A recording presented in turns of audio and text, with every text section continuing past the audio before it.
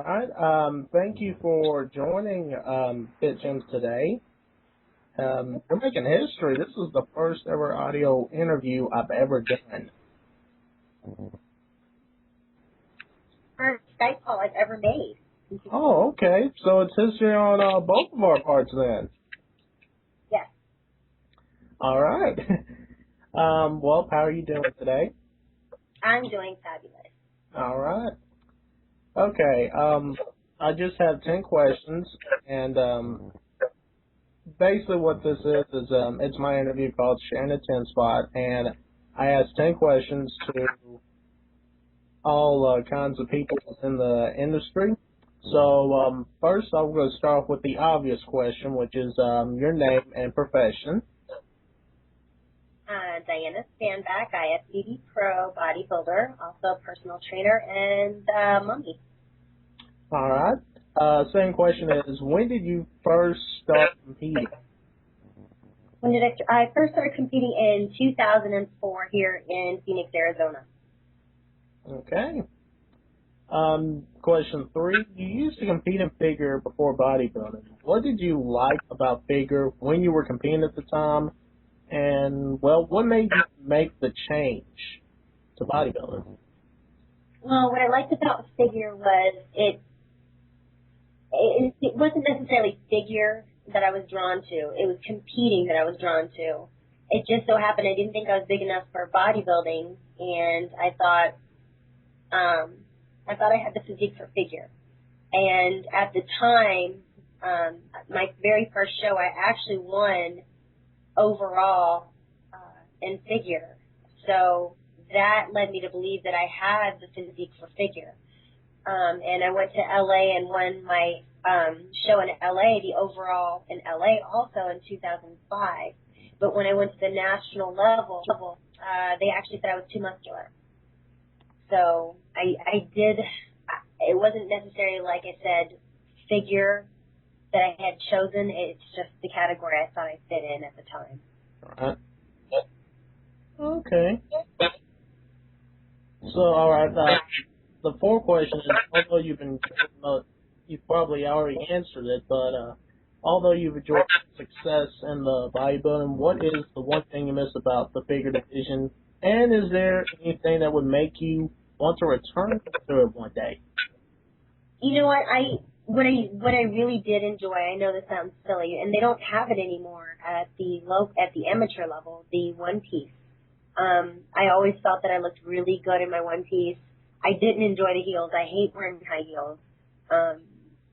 But it was honestly just the one piece suit that I enjoyed. It wasn't as much work getting ready for a bigger competition, not as far as dieting and training. That was the same for me, but more along the lines as practicing my posing. I have to do a lot more time practicing my posing, so it was a little bit easier for me in figure. I still got a chance to show my sassiness on stage, but as far as what I miss, like I said, it's pretty much just the one piece. But at the pro level, the girls still wear the one pieces, I believe. And if I had the opportunity to, well, if they made me say, you know what, you're never ever going to win in bodybuilding at your size, would you contemplate going to figure, but you had to lose a little bit of size? I might entertain the idea, provided I didn't have to lose too much mass, because I really enjoy my physique the way it is right now. I don't want to get too much bigger, but I don't want to get a lot smaller either. Okay, that makes sense. As broadly you've known, we have the new bikini division, and I personally think it's a great addition.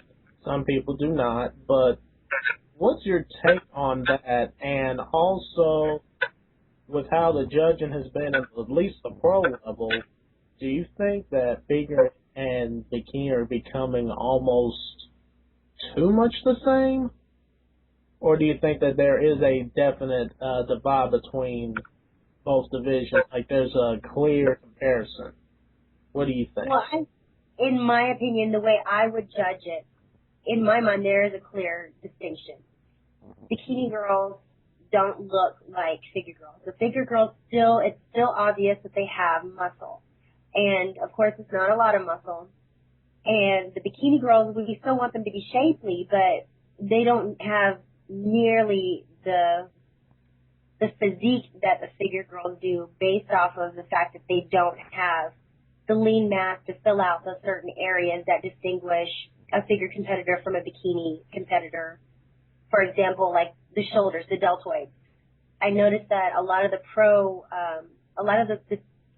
girls still have very nice rounded deltoids, which is something that's obviously lacking in a lot of the bikini models.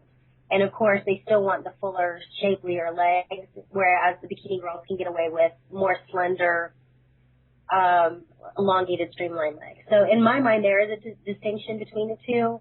And I actually don't mind now that bikini is involved in our industry now, because it provides a lot more opportunity for girls to get out there and become involved in fitness. Even if they're just getting in shape just to get ready for a show, they're getting involved in fitness now, whereas they may not have had a goal before.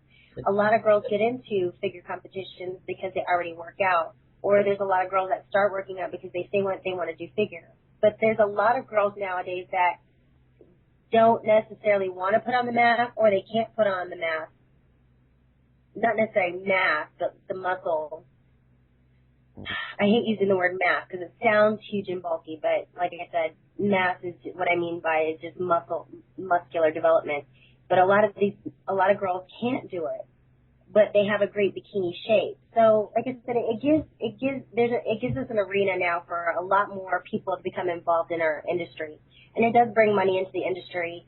And my only qualm about bikini is that there should be a distinction between NPC bikini competitors and, let's say, the Hawaiian Tropics bikini girl.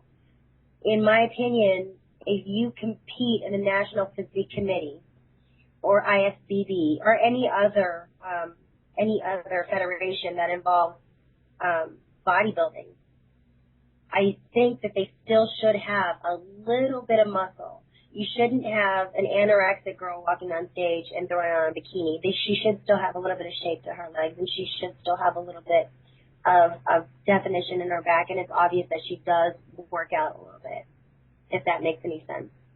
That makes perfect.